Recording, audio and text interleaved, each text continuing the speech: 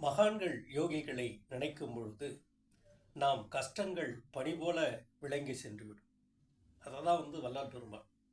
வல்லால் பெருமான் பார்த்தீங்கன்னா பசித்திரு, தனித்திரு, விழித்திரு.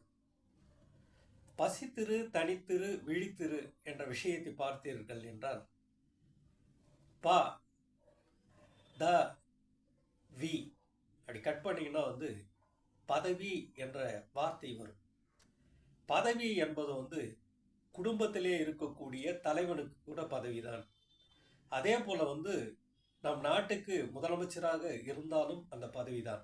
அதுக்குதான் இந்த பதவியை நாம் ஒழுங்காக நடத்தினோம் என்றால் நம்மளுக்கு சிவலோக பதவி ஈஸியாக கிடைக்கும்.